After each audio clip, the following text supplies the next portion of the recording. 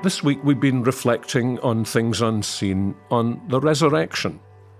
And we can't do that, surely, without wishing we could have been a little bird flying behind the two disciples who walked to Emmaus on Easter Sunday. Or maybe their pet dog, if he or she was able to understand the Aramaic they probably spoke. They're dispirited because they'd hoped that Jesus was the Messiah. And they're confused because they've heard a rumor among the disciples that Jesus is not in fact dead, but alive. And then the unrecognized Jesus joins them and explains that the Messiah had to die and rise again. The prophets had said as much. And for an hour or perhaps more, he interprets their Hebrew Bible to show them how that was true.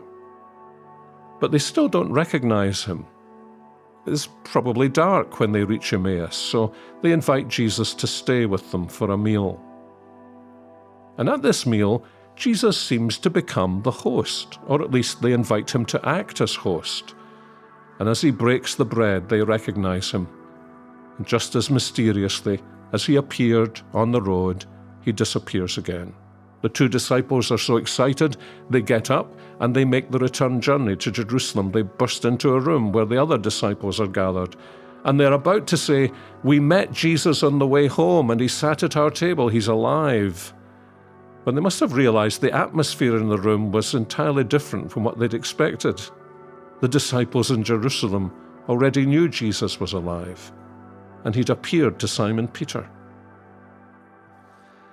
I want to draw one lesson out of this passage that may seem a little strange to many of us, but I think it's important for those of us who are preachers. You probably noticed that this passage has become a major proof text for preaching from the Old Testament in many seminaries and training courses for preachers and teachers. It's become a major emphasis, how to preach Jesus from the Old Testament.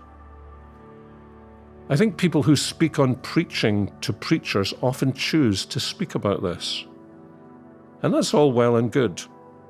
There are even books that will tell you 6 or 10 ways you can preach Christ from virtually anywhere in the Old Testament. But there's a problem, and I think a misunderstanding that's sometimes evident. What is often forgotten in this is that in this passage, it's the Jesus of the Gospels who's explaining how the Old Testament bore witness to him. I say that because too often this kind of preaching sounds as though the Old Testament is like a puzzle whose solution is Jesus. And then the sermon stops. Little or nothing is said about the Jesus who appears in the Gospels. So at the end of the day, Christ, who is himself the incarnate one, is not really preached to us, but Christ the solution to the plotline problem. But it's the incarnate Christ we actually need, not the explanation of the plotline merely, or the solution to a literary riddle. We need the Christ proclaimed in the Gospels, the flesh and blood Christ, the Christ who was tempted in all points as we are, who can be touched with the feeling of our infirmities because he felt them himself.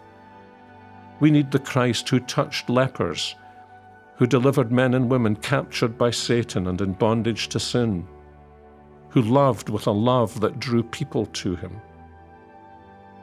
I sometimes wish that those who teach preaching and teaching in whatever context emphasize the absolute necessity of knowing how to preach Christ from the New Testament. Because too often, the same preacher who's determined to show how to get to Christ from the Old Testament doesn't actually seem so determined to get to Christ from the New Testament, or particularly from the Gospels.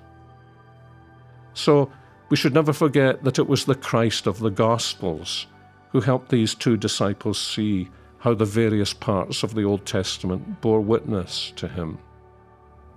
In fact, in Luke chapter 24, the litmus test that Christ has been preached is not in verse 27, but in verse 32, when the two disciples said, "Did not our hearts burn within us while he talked to us, while he opened to us the Scriptures?" That's the preaching that we need, the preaching for which we should pray. Heart-burning preaching. So, whether we're preachers or hearers, let's pray that we'll hear that kind of preaching.